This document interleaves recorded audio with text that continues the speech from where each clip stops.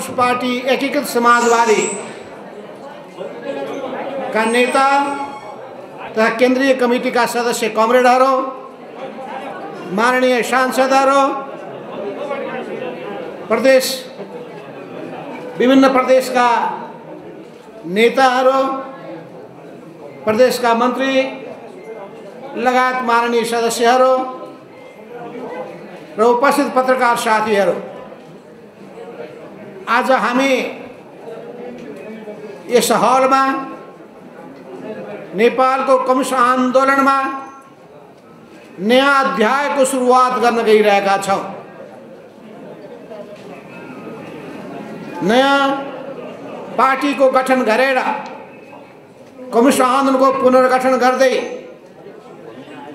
नेकपा एमालेबाट विद्रोह गरेर त्यसको दक्षिणपन्थी भाषबाट हामी जोगिएर एउटा क्रान्तिकारी धारको रूपमा नयाँ पार्टी गठन गर्ने र त्यसको निम्ति निर्वाचन आयोगबाट मान्यता प्राप्त गर्ने अवस्थामा पुगेका छौं।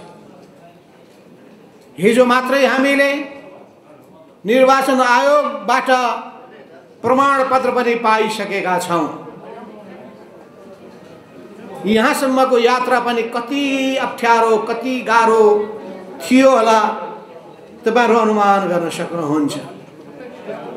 हुन त राजनीतिका सबै उतार चढावहरूमा, प्रत्येक मोड र घुम्तीहरूमा हामीले अनेकौं यस्ता जटिलताहरूको सामना गरेका छौं, चुनौतीहरूको सामना गरेका छौं, अप्ठ्याराहरूलाई पन्छाएका छौं, बाधा अवरोधहरूलाई पन्छाएका छौं, सफलताको शिखरमा पुगी छाडेका छौं।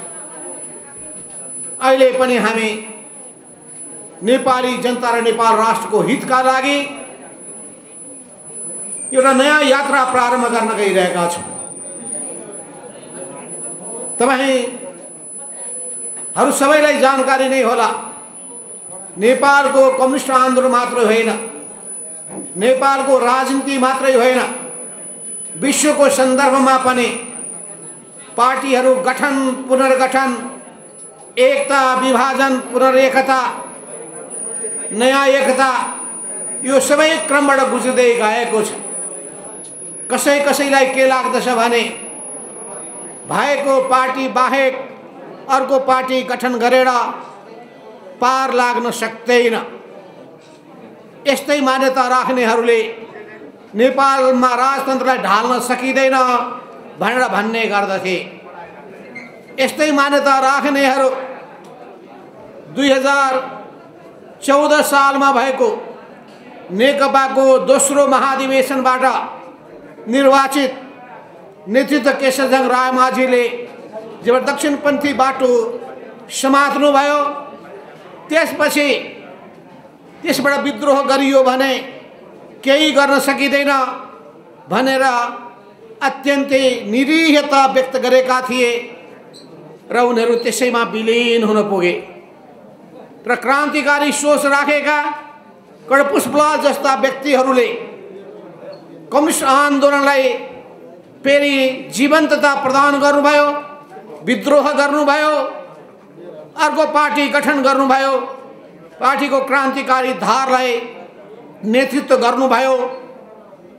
फलस्वरूप नेपालको कम्युनिस्ट आन्दोलन फेरि क्रान्तिकारी दिशामा अगाडि बढ्यो।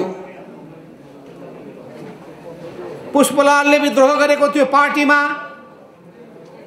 हामीहरूमध्ये धेरै व्यक्तिहरू त्यहाँ रहेका थियौं।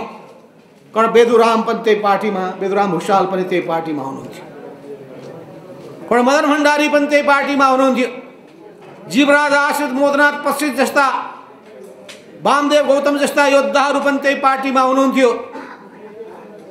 तर त्यो पार्टीबाट फेरि हामीले विद्रोह गर्नु परेको थियो। विद्रोह गरेर नयाँ पार्टी निर्माण गर्ने अभियान सुरु गर्नु परेको थियो।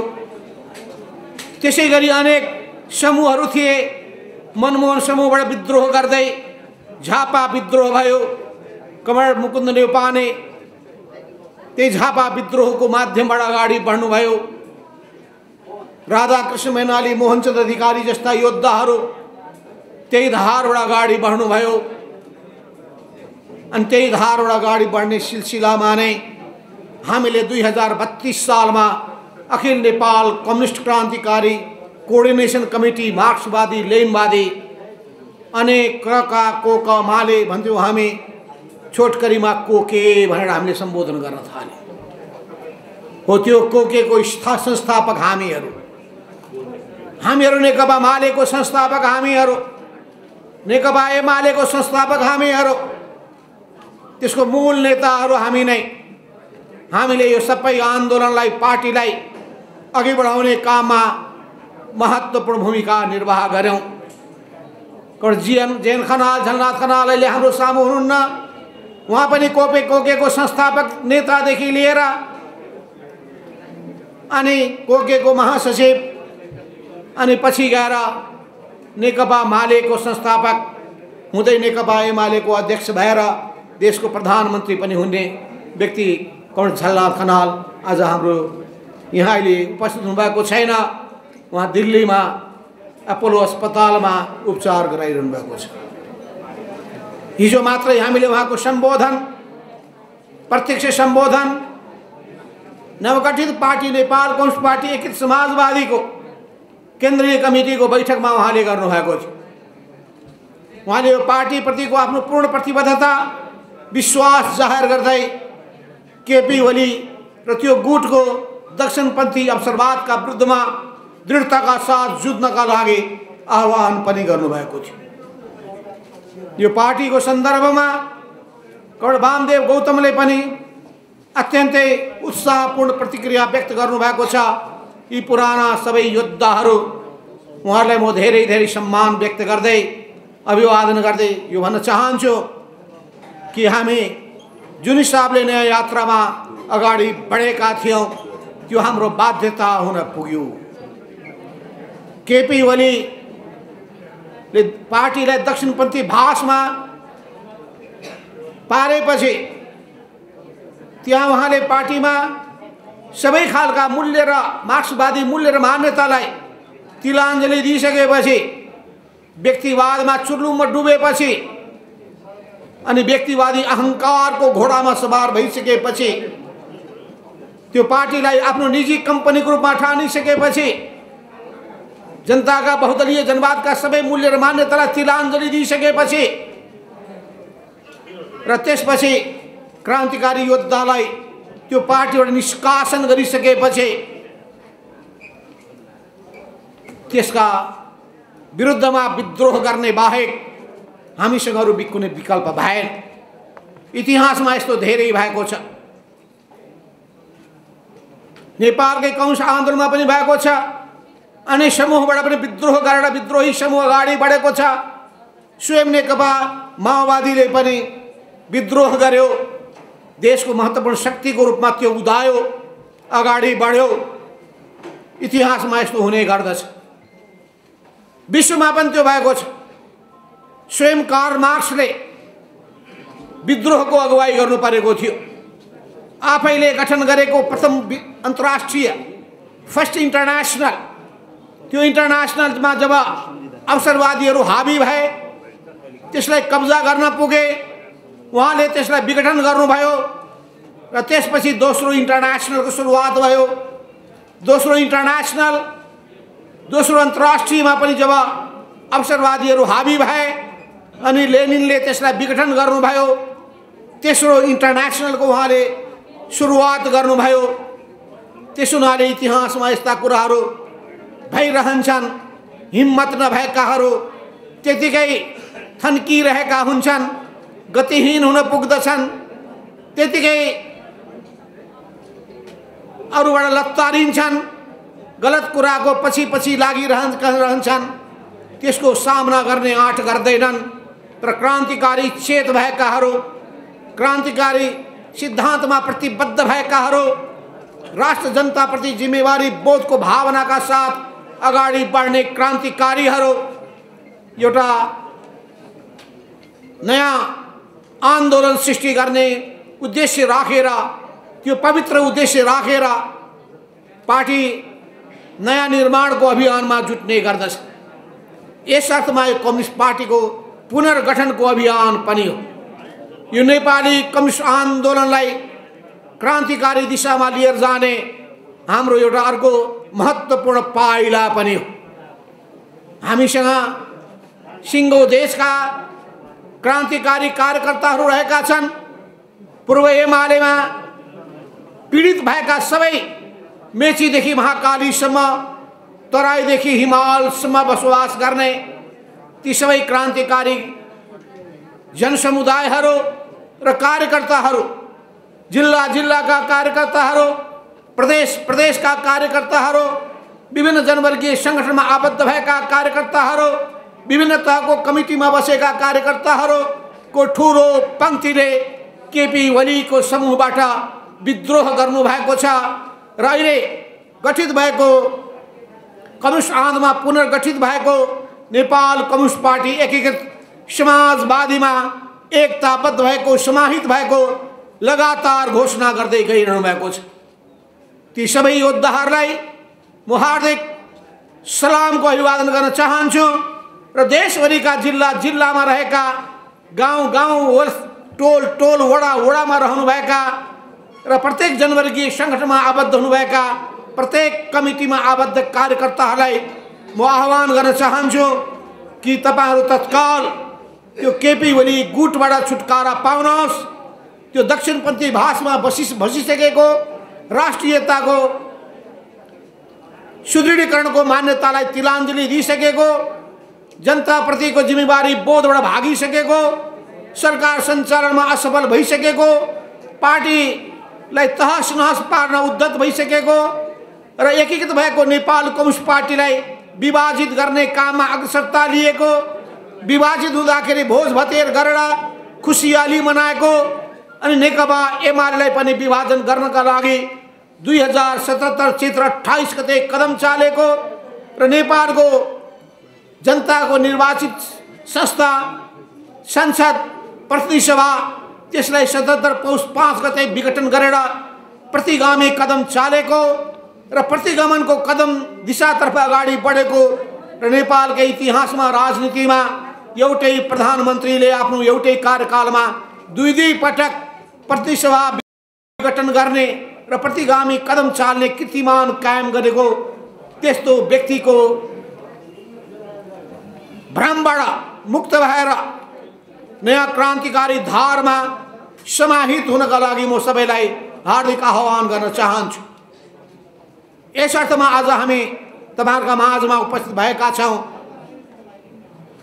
नयाँ पार्टी हामीले दर्ता गरिसकेपछि, त्यो दर्ताले औपचारिकता प्राप्त गरिसकेपछि, प्रमाणपत्र प्राप्त गरिसकेपछि हाम्रा विचार र मान्यताहरू तपाईहरुका सामु राखौं।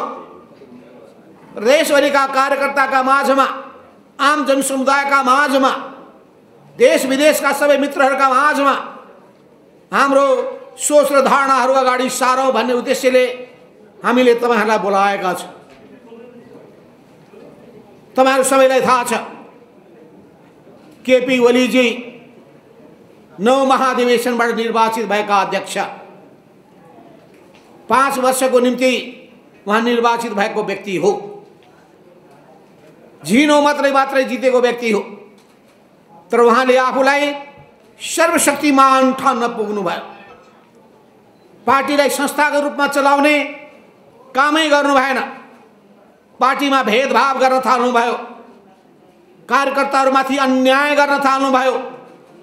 उहाँले प्रत्येक कार्यकर्ताहरू उहाँको प्रशंसक छन् कि छैनन्, हिमायती छन् कि छैनन्, उहाँप्रति समर्पित छन् कि छैनन्, बडा व्यक्तिप्रतिको समर्पण खोज्नु भयो।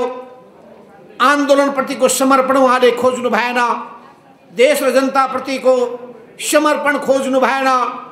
पार्टीको जिम्मेवारी पालन गर्नका लागि र आफ्नो जिम्मेवारी पूरा गर्नका लागि योग्य र सक्षम छन् कि छैनन् भन्ने कुरा उहाँले खोज्नु भएन। उहाँको वरिपरि प्रशंसाको पुल बाँध्दै नाच्नेहरूलाई मात्रै उहाँले वास्तवमा महत्त्व दिनुभयो, अरू सबैको अवमूल्यन गर्नुभयो। यसले सिंगै पार्टीमा कार्यकर्ता पंक्तिमा निराशा पैदा गर्यो। पार्टी पनि गतिशील भएन, कमिटीका बैठकहरू नबस्ने स्थिति बन्यो, पार्टी मृतप्राय भयो। शिथिल मात्रै होइन, मृतप्राय अवस्थामा पुग्यो। यो सबैले गर्दाखेरि आन्दोलन समाप्त हुने जोखिम देखियो। त्यसले पार्टीभित्र उकुस मुकुस पैदा भयो। यो सबै अवस्था देखिसकेपछि हामीले नयाँ ढङ्गले जाने सङ्कल्प गर्यौँ। 2077 साल चैत्र 4 र 5 गते राष्ट्रिय कार्यकर्ता भेला गरेर हामीले विद्रोहको पहिलो बिगुल फुक्ने काम त्यही गर्यौँ। विद्रोहको त्यो बिगुल फुक्ने सन्दर्भ बेलामा हाम्रा कतिपय सहयोद्धाहरू सँगसँगै हुनुहुन्थ्यो। तर हामी सबैलाई थाहा छ, लामो यात्रामा जाँदाखेरि कोही बिचैमा थाक्दा रहेछन्, बिचैमा आँट उनको घट्दो रहेछ। अब थाक्ने थाकिरहन्छन्, आँट घट्ने घटिरहन्छन्। विभिन्न कारणले गर्दाखेरि अघि बढ्न नसक्नेहरू बढ्न सक्दैनन्, तर अगाडि बढ्नेहरू, मूल लक्ष्य हासिल गर्न चाहनेहरू, क्रान्तिकारी दिशामा पार्टी लान खोज्नेहरू, पार्टीको क्रान्तिकारी रूपान्तरण गर्न चाहनेहरू त्यो दिशामा निरन्तर अगाडि बढिरहन्छ। हामीले चैत्र 4 र 5 गतेको राष्ट्रिय भेलाको मूल मर्म जुन हो, कार्यकर्ता देशव्यापी रूपमा फैलिएका कार्यकर्ताहरूको भावना बोकेर आएका त्यो चैत्र 4-5 को राष्ट्रिय भेलाका कार्यकर्ताको जुन चाहना र मूल भावना हो, त्यही भावनालाई हामीले आत्मसात गर्यौं। त्यही भावनालाई आत्मसात गरेर हामीले देशभरिमा संगठनको सञ्जाल फैलायौं। जिल्ला जिल्लामा कमिटीको पुनर्गठन, कमिटीको गठन विस्तार हुने कामहरू भयो। प्रदेश प्रदेशमा कमिटीहरू बने, जनवर्गीय संगठनको राष्ट्रिय भेलाहरू भयो। त्यसले केन्द्रीय कमिटीदेखि लिएर विभिन्न तहका कमिटीहरूको गठन गर्ने काम पनि गर्यो। यसरी पार्टी संगठन, जनवर्गीय संगठन, पेशागत संगठन, स्वदेश प्रवासका संगठनहरू फेरि नयाँ ढङ्गले गठित हुन थाले। विद्रोही रूपमा तिनीहरू अस्तित्वमा रहे, तर त्यसलाई फेरि हामीले अगाडि बढाउनु पर्ने अवस्था बन्यो। उतिखेरै हामीले अर्को पार्टी खोलिसक्ने थियौँ। त्यो आवाज पनि आएकै थियो, तुरुन्तै अर्को पार्टी खोलौँ। तर हामीले तुरुन्तै किन अर्को पार्टी खोल्न सकेनौँ भने, औपचारिक रूपमा किन खोल्न सकेनौँ भने, हामीहरू जनताबाट निर्वाचित भएका, हामीहरूमध्ये पनि हजारौं हजार कार्यकर्ताहरू, उहाँहरूको पनि सुरक्षाको बारेमा हामीले सोच्नुपर्ने हुन्थ्यो। संघीय संसदमा भएका सदस्यहरूको हकमा, प्रदेश सभामा निर्वाचित भएका सदस्यहरूको हकमा, पालिकाहरूमा, जिल्ला अनि नगर र गाउँमा निर्वाचित भएका जनप्रतिनिधिहरूको हकमा, वडा र वडा सदस्यमा निर्वाचित भएका ती हजारौं हजार कार्यकर्ताको भविष्यको बारेमा पनि हामीले चिन्ता गर्नुपर्ने भएको हुनाले पनि हामीले तत्कालै अर्को पार्टी खोल्ने दिशामा अगाडि बढ्न सकेनौं। तर हामीले तयारी गरेका थियौं। म आज तपाईलाई जानकारी गराउन चाहन्छु कि अहिले हामीलाई साथ छोडेका कमरेडहरू आफै अगाडि सरेर अनेकौं पार्टीहरू निर्वाचन आयोगमा दर्ता गरेर त्यो पार्टी अहिले पनि जिउँदैछ, प्रमाण साक्षीको रूपमा। यस अर्थमा पार्टी त्यही बेलामा हामीले औपचारिक रूपमा किन खोल्न सकेनौं भनेर मैले चर्चा गरिसकेको छु। तर अहिले परिस्थितिमा परिवर्तन भयो। परिस्थितिमा परिवर्तन भइसकेपछि हाम्रो मात्रै होइन, अरू पार्टीको निम्ति पनि आवश्यक हुन पुग्यो। आवश्यक हुन पुग्दाखेरि एउटा संवैधानिक र कानुनी प्रबन्ध हाम्रो निम्ति अनुकूल हुन पुग्यो। त्यो अनुकूलतालाई ध्यानमा राखेर हामीले अनि केपी ओलीको कब्जामा भएको त्यो पार्टीबाट हामी गुम्सिरहेको त्यो अवस्थाबाट उम्किनका लागि एउटा निकास हामीले पायौं। सबै निर्वाचित प्रतिनिधिहरूलाई पनि जोगाउन सकिने अवस्था पनि हामीले देख्यौं। कार्यकर्ताहरूप्रतिको जिम्मेवारी बोधको भावनालाई हामीले आत्मसात गर्यौं। जनताप्रतिको जिम्मेवारी बोधको भावनाप्रति हामी गंभीर भयौं र यो आन्दोलनको रक्षा गर्नका लागि, आन्दोलनलाई जोगाउनका लागि, यो आन्दोलन नयाँ उचाइमा पुर्याउनका लागि, लोकतन्त्रको रक्षा गर्नका लागि, राष्ट्रियताको रक्षा गर्नका लागि, राष्ट्रिय स्वाभिमानको रक्षा गर्नका लागि अनि जनताका समस्याहरूलाई समुचित रूपमा सम्बोधन गर्नका लागि र यो देशमा सुशासनको मान्यतालाई लागू गर्नका लागि नयाँ हामीले परिस्थिति सृजना गर्नुपर्ने आवश्यकता महसुस गर्यौं। अग्रगमनको बाधक केपी ओली, प्रतिगमनका पर्याय केपी ओलीलाई नमपञ्छाएसम्म नेपालको राजनीति सहज गर्दै अघि बढ्न सक्दैन भन्ने त्यस बेलाको नेकपा एमालेको विद्रोही धारको केन्द्रीय कमिटी र स्थायी कमिटीको साझा निष्कर्ष थियो। जसरी पनि केपी ओलीलाई प्रधानमन्त्री पदबाट हटाउनै पर्छ भन्ने सबैको बिना कुनै रिजर्भेसन त्यस बेलाको स्थायी कमिटी र केन्द्रीय कमिटीको सर्वसम्मत धारणा थियो। त्यही धारणाको आधारमा हामीले नेकपा माओवादीका अध्यक्ष प्रचण्डसँग कुरा गर्यौं, पुष्पकमल दाहाल प्रचण्डजीसँग कुरा गर्यौं अनि उपेन्द्र यादवजीसँग कुरा गर्यौं, जनता समाजवादी पार्टीका अध्यक्ष र नेपाली कांग्रेसका अध्यक्ष सभापति शेरबहादुर देउवाजीसँग कुरा गर्यौं अनि सबैले जिम्मेवारी दिनुभएको थियो हामीलाई शेरबहादुरजीलाई पनि साथमा लिएर जाउँ, उहाँहरूको पनि साथमा हामी सहकार्य गरौँ, एउटा नयाँ मोर्चा बनाऊ, केपी ओलीलाई अल्पमतमा पुर्याऊ, त्यो सरकारलाई खेलेर फालौँ र यो फाल्ने काममा अगाडि बढ्नुस् भनेर सबैले मलाई नै जिम्मेवारी सुम्पिनु भएको थियो र मेरा सहयोद्धाहरूले मलाई पुरै साथ दिनुभएको थियो। आज सहयोद्धा मध्ये कतिपयले मेरो साथमा हुनुहुन्न। यस्तो हुने गर्दछ। 32 सालका सहयोद्धाहरू कतिपय साथमा छैन, माले कालका सहयोद्धाहरू कतिपय छैन, एमाले कालका सहयोद्धाहरू केही छैनन्, तर हाम्रो यात्रा निरन्तर रूपमा जारी रहेको छ।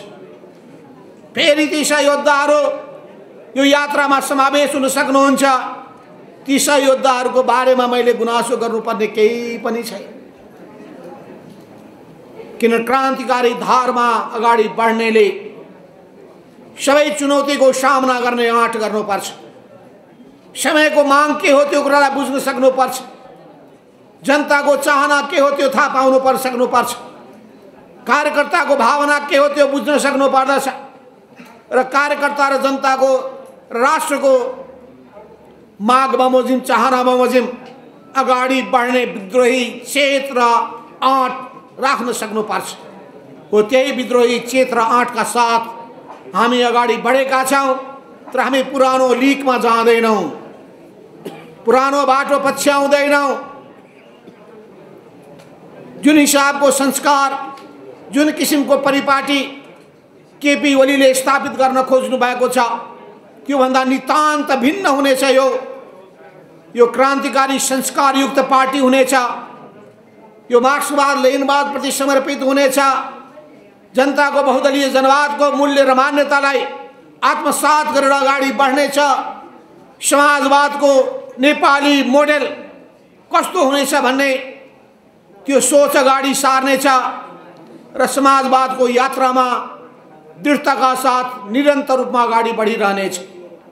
यो पार्टी राष्ट्रप्रति समर्पित हुनेछ, जनताप्रति समर्पित हुनेछ र आफ्नो सिद्धान्तप्रति निष्ठावान भएर लागिरहनेछ। यो निजी हितको निम्ति, स्वार्थको निम्ति लाग्ने व्यक्तिहरूको जमात हुने छैन। यो असंस्कारीहरू, कुसंस्कारीहरूको झुण्ड हुने छैन। यो एउटा नेताको प्रशंसामा जमा भएको भजन मण्डली पनि हुने छैन। यहाँ कसैका फोटाहरू प्रदर्शन पनि गरिने छैन।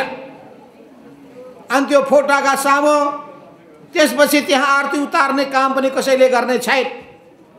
यो मार्क्सवाद लेनिनवाद प्रति समर्पित, समाजवाद प्रति समर्पित, देश र जनता प्रति समर्पित, क्रान्तिकारी आदर्श प्रति समर्पित, उच्च नैतिकताबाट ओतप्रोत भएका असल आचरणयुक्त भएका त्यस्ता कार्यकर्ताहरूको पार्टी हुनेछ। यो जनआधारित कार्यकर्ता पार्टी हुनेछ। यस अर्थमा यो पार्टीले नयाँ समाजको निर्माण गर्न चाहनेछ। हामीले 2062-63 मा एउटा जनक्रान्ति सम्पन्न गर्यौं, देशलाई नयाँ चरणमा पुर्यायौं, गणतन्त्रको स्थापना गर्यौं, लोकतन्त्रलाई सुदृढ गर्यौं र त्यसै अनुरूप हामीले संविधान सभाबाट निर्माण गर्ने काम पनि गर्यौं। धेरै रगत पसिना बगाएर 2006 सालमा स्थापित भएको पार्टी कर्णपुष्पलालले स्थापना गर्नुभएको त्यो पार्टी, त्यही पार्टीको क्रान्तिकारी विरासतलाई हामी ग्रहण गरेर अगाडि बढिरहेका छौं, बढ्नेछौं। यस अर्थमा जति कामहरू सम्पन्न भएका छन् ती काम बाहेक अधुरा कामहरूलाई पूरा गर्नका लागि नयाँ परिस्थितिमा देखिएका नयाँ सबै पक्षलाई समावेश गरेर हामी अगाडि बढ्नेछौं। किनभने व्यवहारबाट नै सिद्धान्तको सृजना हुने गर्दछ। व्यवहार परिवर्तन भएको छ, व्यवहार अनुसार सिद्धान्तमा पनि परिमार्जन हुँदै जानेछ। त्यस हुनाले हामी मार्क्सवाद लेनिनवादको सृजनात्मक प्रयोग गर्छौं र सृजनात्मक विकास पनि गर्ने गर्दछ। मार्क्सवादलाई जड सूत्रवादको रूपमा पनि लिन्नौं र दक्षिणपन्थी कोणबाट व्याख्या पनि गर्दैनौं। हामी दुवै खालका अतिवादबाट जोगिनेछौं। दक्षिणपन्थी अवसरवाद र उग्रवामपन्थी भड्काउवाद, यो दुईटैबाट जोगिएर हामी सृजनात्मक ढंगले सोच्नेछौं। नेपाली परिस्थिति अनुसारको समाजवाद कस्तो हुनेछ, त्यो समाजवादको यात्रामा अगाडि बढ्नेछ। नेपालको समग्र विकासको हामी नयाँ सोच अगाडि सार्नेछौं। नेपाली जनताका समस्याहरू के हुन् त्यसमा हाम्रो ध्यान केन्द्रित हुनेछ। जनताका पीडा र वेदनालाई सम्बोधन गर्ने हाम्रा सम्पूर्ण क्रियाकलापहरू केन्द्रित हुनेछन्। जनतासँग हामी एकाकार हुनेछौं। जनताका समस्यालाई आफ्नो समस्या ठान्नेछौं। हामी त्यही सोचका आधारमा पार्टी र पार्टीले सञ्चालन गर्ने गतिविधिलाई अगाडि बढाउनेछौं र जनताको आन्दोलनलाई, लोकप्रिय आन्दोलनलाई अगुवाई गर्ने काम पनि गर्नेछौं। हामी जनताले चुनेर पठाइसकेपछि त्यो राज्यका ती निकायको माध्यमबाट हामी जनताको हित र कल्याणका लागि समग्र देशको अर्थतन्त्रमा आमूल परिवर्तन गर्ने ढंगले जानेछौं। यस अर्थमा आर्थिक, सामाजिक, सांस्कृतिक रूपान्तरण गर्ने हाम्रो सोच हुनेछ। यही सोचका आधारमा हामी अगाडि बढिरहनेछौं। आजसम्म राज्य सत्तामा पुगिसकेपछि त्यसको दुरुपयोग गर्ने प्रवृत्ति आम रूपमा देखा पर्ने गरेको छ। त्यो प्रवृत्तिबाट हामी जोगिनेछौं। सत्ताको दुरुपयोग गर्ने र निजी हितका लागि त्यसलाई प्रयोग गर्ने प्रवृत्तिलाई हामी असफल पार्नेछौं। त्यसबाट हामी जोगिनेछौं। त्यसमा कोही पनि कार्यकर्ताहरू नफसुन् भनेर हामी विशेष ध्यान दिनेछौं। हो यी सबै विचार र मान्यताका साथ अगाडि बढ्ने, नयाँ नेपालको निर्माण गर्ने सोच र संकल्पका साथ हामी आफै पनि रूपान्तरित हुनेछौं। जनतालाई पनि त्यही हिसाबले नयाँ संस्कारयुक्त ढंगले यो देशको मालिकको रूपमा भूमिका निर्वाह गर्न सक्षम बनाउनेछौं। युवा शक्तिलाई विशेष ध्यान दिनेछौं। युवाहरू ऊर्जावान शक्तिहरू हुन्, बिहानीका सूर्य जस्ता हुन्, उनीहरूको भूमिका महत्त्वपूर्ण छ। यस अर्थमा हामी सम्पूर्ण युवा शक्तिहरूलाई पनि अगाडि बढ्नका लागि प्रेरित गर्नेछौं। योग्य सक्षम बनाउन हाम्रो विशेष ध्यान केन्द्रित हुनेछ। पुराना पुस्ताका अनुभवहरू, स्फूर्तिहरू, खुबी र क्षमताहरूको संयोजन गर्नेछौं।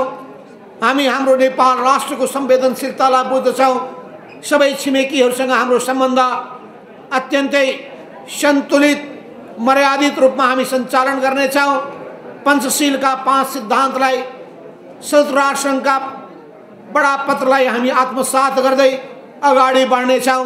हाम्रा कोही शत्रु हुने छैनन्, सबै हाम्रा मित्र हुनेछन्। यस अर्थमा हामी सबै छिमेकीहरू अन्तर्राष्ट्रिय समुदायसँग मित्रवत सम्बन्ध राख्नेछौँ। हामी चाहनेछौँ हाम्रो भावनामाथि कसैले प्रहार गर्ने काम नगरून्, हाम्रो आन्तरिक मामिलामा कसैले हस्तक्षेप गर्ने काम नगरून् र हामी हाम्रो देशको प्रत्येक नीतिहरू स्वतन्त्रताका साथ सञ्चालन गर्ने काम गर्न सकौँ। अरू छिमेकीहरूको संवेदनशीलतालाई पनि हामी बुझ्नेछौँ, तर हाम्रो संवेदनशीलतालाई पनि सबैले बुझिदिउन् भन्ने कुरामा हाम्रो विशेष ध्यान रहनेछ। यस अर्थमा हामी आफ्नो भाग्य, हामी आफ्नो भविष्य आफै बनाउन सक्षम छौँ। यस अर्थमा सबैले नेपाली जनताको यो भावनालाई, देशभक्तिको भावनालाई सम्मान गरून्, नेपालीहरूको गौरवशाली इतिहासको कदर गरून् र हामी सबै स्वाभिमानी नेपाली भएको नाताले नेपाललाई सुन्दर बनाउन सकौँ, शान्त बनाउन सकौँ र स्थायित्व दिन सकौँ, समृद्धशाली बनाउन सकौँ, विकासको नयाँ चरणमा पुर्याउन सकौँ, जसले गर्दाखेरि सुखी नेपाली, समृद्ध नेपालको हाम्रो जुन सपना छ, 9 महाधिवेशनले अगाडि सारेको त्यो जुन हाम्रो परिकल्पना छ, त्यो परिकल्पनालाई साकार पार्ने हिसाबले अहिलेसम्म हामी पार्टीको 9 महाधिवेशनको राजनीतिक दिशालाई आत्मसात गर्दै त्यसलाई अहिले परिवर्तित परिस्थिति अनुसार फेरि परिमार्जन गर्दै हामी अगाडि बढ्नेछौँ र यसै सन्दर्भमा हामी पार्टीको एउटा विशाल कार्यकर्ताहरूको भेला गर्नेछौँ, जसलाई राष्ट्रिय सम्मेलनको रूपमा हामी अगाडि सार्नेछौँ। त्यो राष्ट्रिय सम्मेलनमा हामी आफ्ना विचार र मान्यताहरू प्रतिवेदनको रूपमा अगाडि सार्नेछौँ अनि त्यहाँबाट हामी नयाँ नेतृत्वको निर्वाचन गर्नेछौँ। अहिले जुन निर्वाचन आयोगमा हामीले केन्द्रीय कमिटीको सदस्यको नामावली दिएका छौँ, यो बीचको अवधिको नामावली मात्रै हुनेछ। उहाँहरूले पनि सक्रियताका साथ आफ्नो आफ्नो जिम्मेवारी पुरा गर्नुहुनेछ र अरू सबै वामपन्थी शक्तिहरूसँग हामी सहकार्य गर्न र वामपन्थी लोकतान्त्रिक शक्तिहरूसँग हामी सहकार्य गर्नेछौँ। अहिलेको सत्ताधारी पार्टी नेपाली कांग्रेस, सत्ताधारी अरु गठबन्धन नेकपा माओवादी केन्द्र र त्यसै गरी जनता समाजवादी पार्टी, यी सबैसँग हामी सहकार्य गर्नेछौँ। सत्ताभन्दा बाहिर भएका अरू वामपन्थी लोकतान्त्रिक शक्तिहरूसँग पनि हामी सहकार्य गर्नेछौँ र हामी चाहनेछौँ यो वाम लोकतान्त्रिक गठबन्धन अगाडि बढोस् र यो अगाडि बढ्दै गएर राष्ट्र जनताका समस्यालाई समाधान गर्नका लागि सबैले आफ्नो तर्फबाट रचनात्मक सृजनात्मक भूमिका निर्वाह गर्न सकुन्।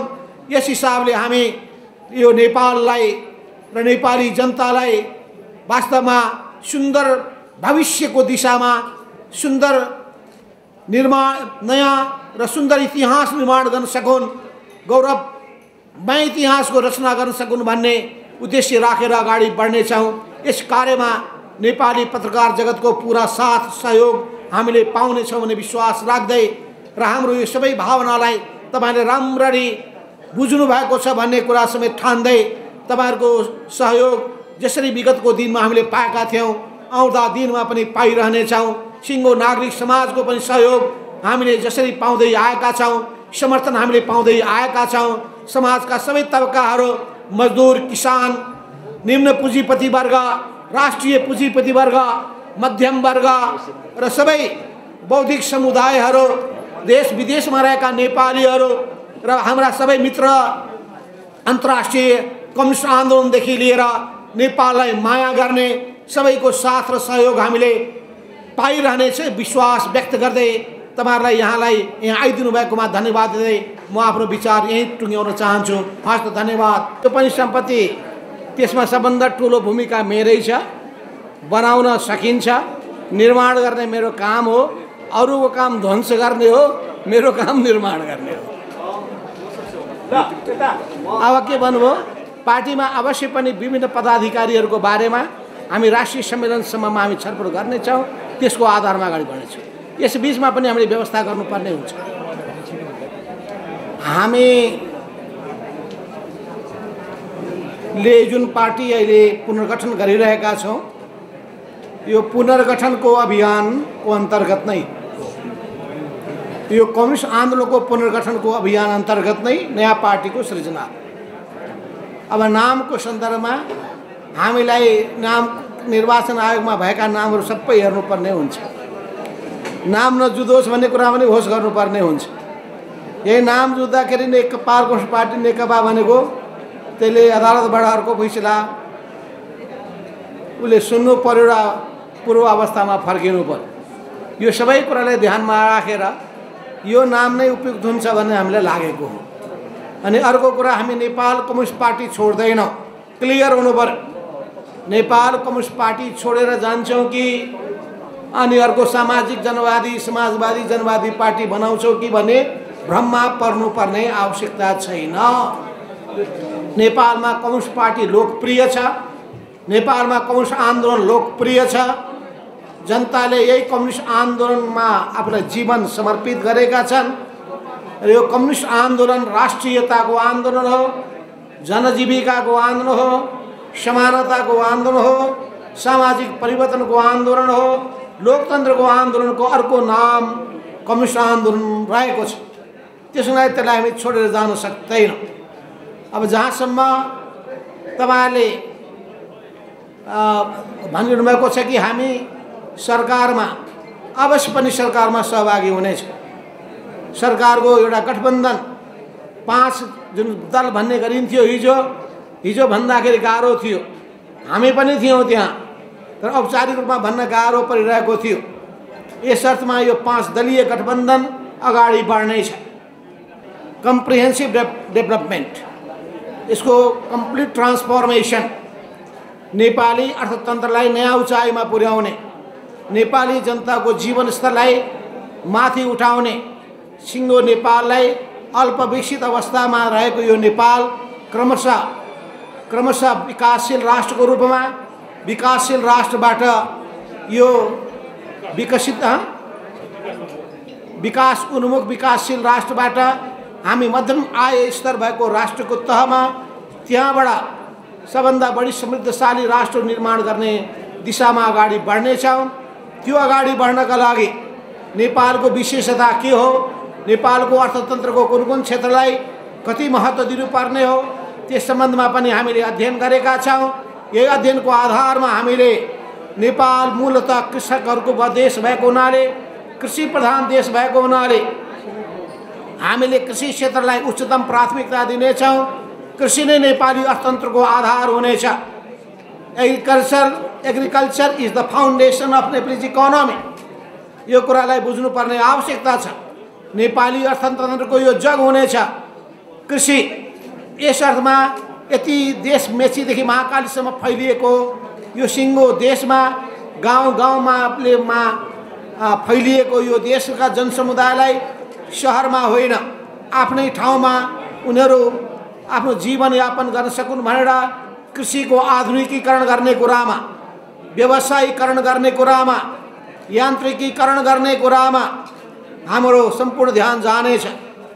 हामी अवश्य पनि किसानहरूलाई जग्गाको मालिक बनाउनेछौँ र हामीले भनेका थियौँ यो जग्गा राज्यको स्वामित्वमा ल्याउने व्यवस्था गरौँ। संविधान बनाउने बेलामा हामीले कुरा राखेका थियौँ, तर अरू राजनीतिक दलहरूले नमानेको हुनाले हामीले त्यो व्यवस्थामा जान सकेनौँ।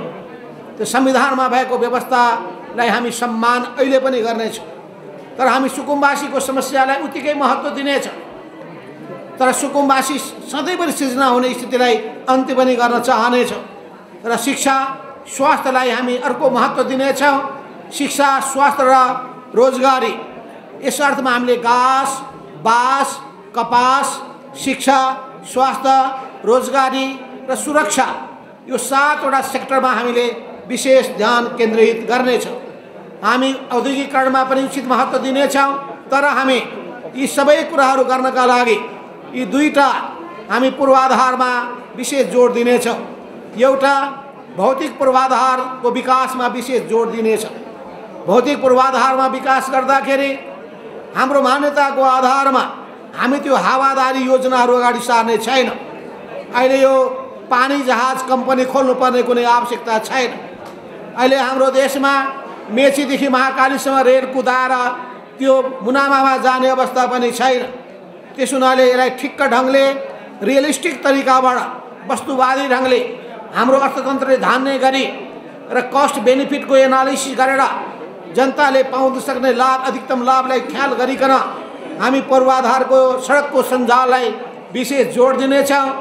यस अर्थमा सडकलाई र त्यसपछि त्यो हवाई यातायातलाई विस्तार गर्दा पनि यो गाउँ गाउँमा यो एयरपोर्ट खोल्ने अनि वडा वडामा एयरपोर्ट खोल्ने खालका यस्ता बेठिक तरिकाहरूलाई पनि हामी नियन्त्रण गर्नेछौँ। तर सबै ठाउँमा यातायातको सुविधा जनताले पाउन सकुन् भन्ने कुरामा हाम्रो विशेष जोड हुनेछ। रेल एक ठाउँमा हामीले खोलेका छौँ, त्यसैलाई हामीले राम्ररी सञ्चालन गर्ने कुरामा विशेष जोड रहनेछ। अब जहाँसम्म भौतिक पूर्वाधारका साथसाथै हामीले जोड दिनुपर्ने अर्को पक्ष छ, त्यो अर्को पक्ष भनेको मान्छेको अघि मैले भनिहालेँ समग्र व्यक्तित्वको विकास गर्ने पक्ष, शिक्षाको विकास गर्ने, सिपको विकास गर्ने कुरा अत्यन्तै महत्त्वपूर्ण हुँदो रहेछ। भोकेसनल र टेक्निकल ट्रेनिङ जनतालाई उपलब्ध गराउनुपर्छ, युवाहरूलाई सक्षम बनाउन सक्नुपर्छ र नेपालमा नै रोजगारी सृजना गर्नुपर्छ। विदेश जाने स्थितिलाई अन्त्य गर्नुपर्छ। विदेश गइहालेका छन् भने उनीहरूको सम्मानजनक त्यहाँ रोजगारी र आवश्यक आय, त्यहाँ बिचौलियाहरूका अनेक भूमिकाहरू, यो सबैलाई नियन्त्रण गर्नुपर्छ। यो जग्गा जमिनमा यो अनावश्यक रूपमा जुन किसिमले बिचौलियाहरू लागेका छन् र त्यो जग्गालाई मुनाफाको माध्यम बनाएका छन्, ती सबैलाई नियन्त्रणमा गर्नेछौँ। खाद्य सम्प्रभुताको नीतिलाई हामीले अवलम्बन गर्नेछौँ र अगाडि बढाउनेछौँ।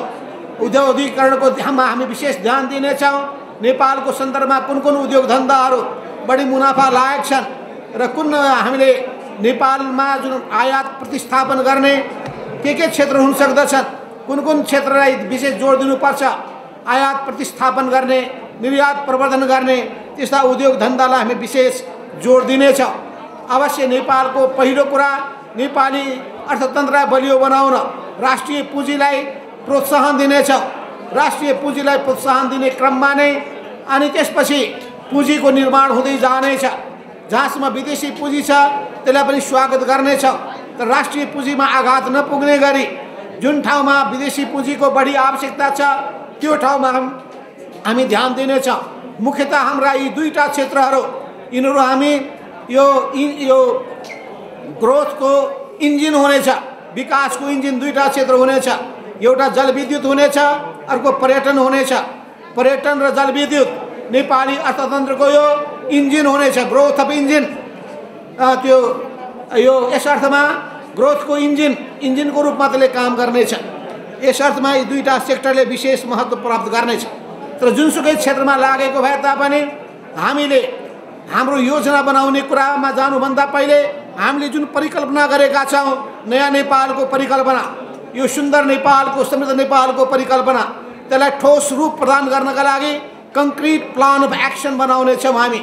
त्यो नीति, त्यो योजना वस्तुवादी होस् भन्ने कुरामा जोड दिनेछौँ। हावादारी योजनामा जाने छैनौँ, गफको योजनामा जाने छैनौँ, दुनियाँलाई झुक्क्याउन र मूर्ख बनाउने खालका गफहरू छुट्ने छैनौँ। हामी जनतामा पुग्न सक्ने, लाभ पुग्न सक्ने कुरामा विशेष जोड दिनेछौँ। यस अर्थमा हामीले योजना लागू भइरहेको छ कि छैन, परिणाममुखी भएको छ कि छैन, समयमा काम सम्पन्न हुन्छ कि हुँदैन, त्यसको निम्ति अनुगमन प्रणालीलाई बलियो बनाउनेछौँ। हामी सुपरिवेक्षण गर्नेछौँ, राम्रो काम भएको छ कि छैन भन्ने कुराको मूल्याङ्कन गरिनेछ, राम्रो गर्नेलाई प्रोत्साहित गरिनेछ, नराम्रो गर्नेलाई दण्डित गरिनेछ। र यी सबै कामहरू गर्दाखेरि काममा हामीले कुन ढङ्गले गर्दाखेरि प्रभावकारी हुनसक्छ भन्ने कुरामा अध्ययनमा जोड दिनेछौँ, अनुसन्धानमा जोड दिनेछौँ, रचनात्मकतामा जोड दिनेछौँ, सृजनात्मकतामा जोड दिनेछौँ, अर्थात् इनोभेसनमा हामी जोड दिनेछौँ। यी सबै कुराहरूको सन्दर्भमा अध्ययन, अनुसन्धान र इनोभेसन यो आजको महत्त्वपूर्ण कुरा पनि हो। यसको निम्ति मोनिटरिङ र सुपरभिजन अनि त्यसपछि भ्यालुएसन, यी जम्मै हाम्रो सम्पूर्ण चिजको महत्त्वपूर्ण अंश हुनेछ। हामी यी सबैका लागि नेपालको आफ्नो विशेषता अनुसार कसरी पर्यावरणको रक्षा गर्ने, यस अर्थमा ग्रिन इकोनोमी, हामीले पर्यावरणको रक्षा गर्ने अर्थतन्त्रलाई प्रोत्साहन दिनेछौँ। यस अर्थमा नेपालमा कसरी हरियालीको रक्षा गर्न सकिन्छ, बाढी पहिरो जस्ता खालका प्राकृतिक विपत्तिलाई कसरी न्यून गर्न सकिन्छ, विश्वमा बढिरहेको यो प्रदूषणलाई रोक्न कसरी सकिन्छ, यी सबै कुरामा हाम्रो ध्यान जानेछ। र यस अर्थमा हामी प्रत्येक नेपालीहरू गरिबीको रेखामा रहेका जनताहरूप्रति विशेष ध्यान जानेछ। गरिबीको रेखाबाट माथि उठाउनका लागि सबै नेपालीहरूले सुखी जीवन हासिल गर्न सकुन् यसमा हाम्रो ध्यान जानेछ। अहिलेको सन्दर्भमा अहिले कोरोनाको महामारी जस्तै यस्ता रोग व्याधिहरूबाट पीडित जनताहरू अनि अनेक प्राकृतिक विपत्तिहरू, बाढी पहिरोको समस्याहरू, यी सबैबाट पीडित जनताहरूको उद्धारको निम्ति राज्य विशेष रूपमा संवेदनशील होस् भन्ने कुरामा हाम्रो ध्यान जानेछ। समाजमा भएका जम्मै विकृति विसङ्गतिहरू, महिलाहरूमाथिको हिंसा अनि उनीहरूको हत्या अनि मानिसहरूको अपहरण, यी सबै खालका अपराधपूर्ण क्रियाकलापलाई नियन्त्रण गरिनेछ। अनि समाजमा भएका सबै खालका अन्धविश्वास, पछौटेपन यसलाई अन्त्य गरिनेछ। तर सबै भाषा भाषीहरूको सम्मान गरिनेछ। सबै जात जातिका मानिसहरूको उत्थानमा विशेष जोड दिइनेछ र सबै खालका यो भेदभाव, त्यसपछि छुवाछुत जस्ता सामाजिक अत्यन्तै निकृष्ट चलनलाई अन्त्य गर्नका लागि हामी अगाडि बढ्नेछौँ।